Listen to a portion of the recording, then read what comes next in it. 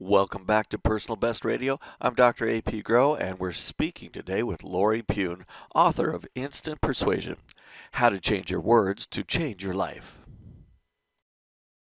Now, in your book, Lori, you discuss a topic called balanced conversations.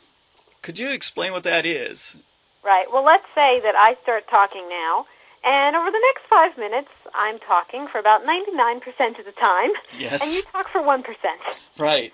Now, if we weren't on a radio show, that would be even more absurd, and the result would be that you'd think, how am I going to get out of this conversation? You're just wondering Can for a I, way. please, God, let my cell phone ring. Yes. So what happens is when one person is doing, more than 60% of the talking, the other person is bored, barring extreme circumstances. And what it means is the more you talk, the more you are losing this person's interest, their appreciation, their respect, their everything. Mm-hmm. And so what we want to do is in any conversation, aim to go 50-50. When you first meet someone, hey, how are you? What do you think of the area? You want to start the conversation, do the icebreaker, but you also want to share your input. Oh, really? You should try this place. Oh, my favorite is that. Yes. Oh, that's interesting work you're doing. I once did something like that. Tell me, is your experience like that too? Uh-huh. So if you can balance, what you've got is a dialogue, not a monologue. And Right. if you can imagine, you probably can think to yourself somebody who talks nonstop. And when the phone rings, and you know it's them, it could be an in-law, Uh-huh. you're thinking to yourself, tell her I'm not home. Do I or don't I answer? Right. Do I let the voicemail take it? And then the voicemail message is 60 seconds long. Mm-hmm. So it just is a simple thing. We just want to be conscious, again, of this verbal habit we have. In our conversations, what percent of the talking are we doing? Ask yourself, pay attention, and see if you can get it up to 50-50. Exactly. Or down to 50-50, depending on which end you're on. If you're the individual who's doing all the talking, I just wonder sometimes if these individuals recognize that maybe they should be letting others do a little bit more talking, and it would help to endear friends, win friends and family over. Yeah. Well, what they're doing actually is seeing themselves on a stage as if they're giving a performance. Uh-huh. And so the audience is changing. It's Tom, and then it's Jane, and then it's Sally, and then it's John. And they don't care who they're talking to. Right. In Right. fact, they've probably gone through that whole story earlier today to someone else. Exactly. So when a person is putting themselves on that stage, that pedestal, they're doing a show, and they're doing a show that you wouldn't buy tickets to. That's a good way to put it. So yes, being aware, if you're doing more talking than the other individual, maybe it's time to let them talk too. That's so important. I know that could help so many people. Yep. Now sometimes people, and this is usually couples or close friends, find themselves arguing about issues that are facts, like where a store or restaurant is, who's the ninth president of the United States, all right? Yep, Just a that's right. fact, like, I don't know who'd be talking about that, but what can we do when this type of kind of stressful exchange comes up? Well, this is a major awareness issue, and I'll tell you a story of how this rule really dawned upon me and revealed itself to me. I was on my way to a 99-cent store with a friend. We were in the car, we're having a good day, a nice day of it, out shopping.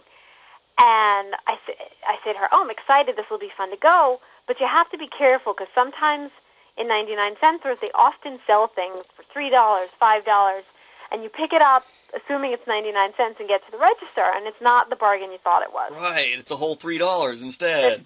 That's right. Well, when you thought it was 99, now you feel you're getting ripped off. Yes.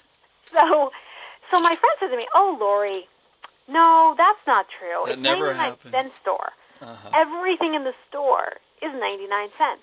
I said, no. I said, you're not right because I've been there. I know that they have a whole shelf of items that are more. No, my friend said, we're going back and forth. They wouldn't call the store 99 cents if that's all if they sold other things. Right. What are you thinking? Okay, and I'm boring you with this because the argument was this boring. Well, it's just amazing. It's also quite common, the type of conversation. And here's the kicker, though. It's so common. The kicker is that it dawned on me as I sat there in the seat in the car, in the front seat, and I started laughing. What are you laughing at, she says. I said, we're having an argument, and we're about to be in the store in 5 minutes. We're going to know the answer. Yes. Why are we sitting here getting into a fight over this? Right, right. And what I realize is so many times we're arguing about facts. If you want to argue with your spouse about the name of a restaurant you went to Thursday night, get on the internet, call the other couple you were at dinner with, drive by the restaurant, whatever it is. Find the receipt, something. Exactly. But Yeah. make a game of it. Yeah. Laugh together. Right. Join together to find the fact, as opposed to sticking your feet in the ground that you're right. My wife's usually right, so we don't have that conversation too often in our home. I mean, she really is. She's quite good at most everything, and I just kind of follow along, and it works well in our house. I love it. You make your own choices. If she's got a fantastic memory, then go with it. If it That's doesn't right. work, So what suggestions do you have for people who are hosting a party? We're changing just a little bit here, but often hosts don't realize they can do more than just invite people over. that's right. Often a host of a party will think they're attending the party. And so what they'll do is they'll have a drink and they'll eat and they'll talk to their close friends. Maybe they'll answer a door a few times and they'll think the night was terrific. Yes. And other people, you might even be hosting a party at a bar, or you just have a whole group of friends coming some evening for your birthday. The real key to hosting well and being a persuasive host, somebody who wins people over, is that you want to realize people come to a party for one reason, and it's not to drink beer. All right. They can do that anywhere, right? Yeah. The one thing they can't do is meet people they haven't met before. That's the one thing that you really need a host to help you with. You can find food, you can find pretty decorations. I mean, the Christmas lights are nice, great. You can see them on houses down the street. It's really about the host stepping up and finding out, oh, Tom, these are some of the people I work with. Let me introduce you to them. Oh, she is an excellent knitter. Did you know that, Sally? You like to knit too.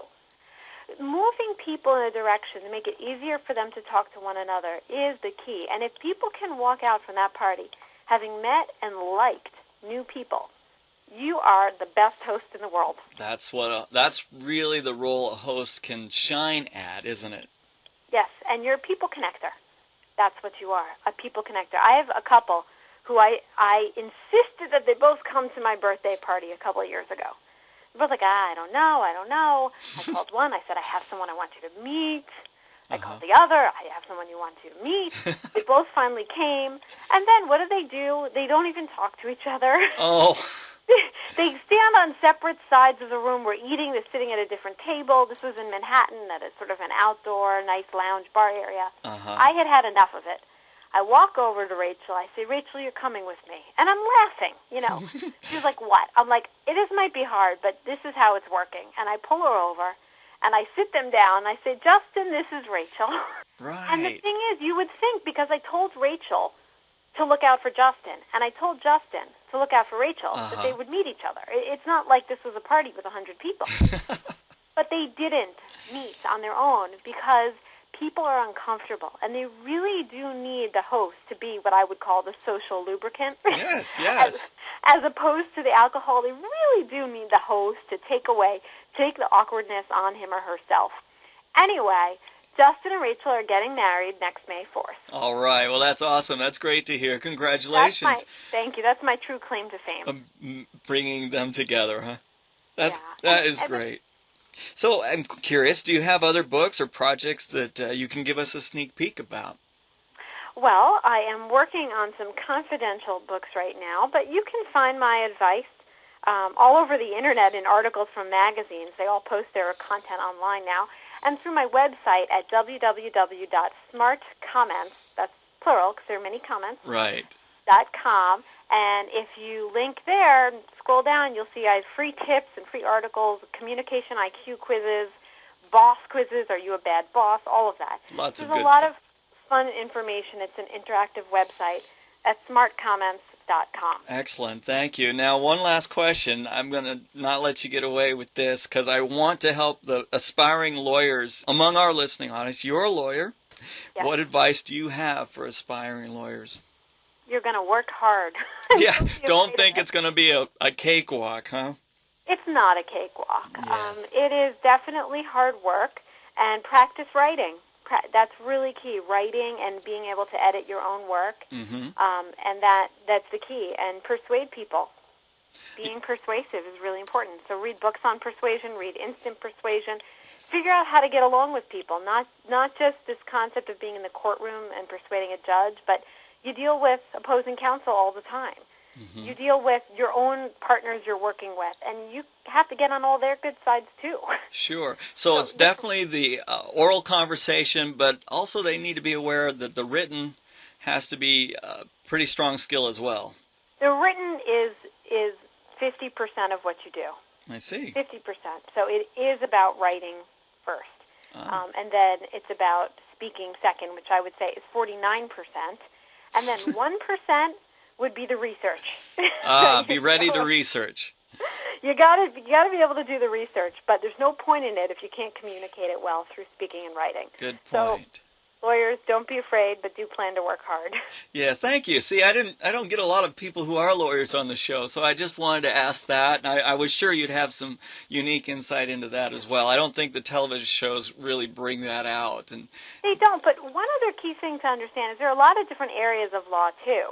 So many of us feel that you have to go straight to be a corporate litigator or corporate counsel and doing business work.